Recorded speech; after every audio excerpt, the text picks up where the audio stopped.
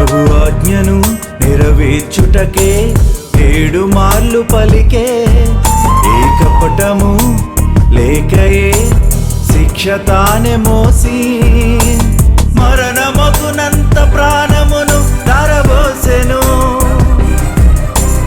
అతిక్రమము చేయు వారిలో ఎంచబడెన్, అనేకుల పాపము తానే భరించెను.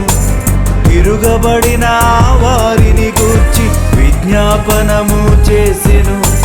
వదకు తేబడిన గొర్రెల మౌనముగా నుంటివి, అన్యాయపు తీర్పు నొంది నోరు తెరువకాయుంటి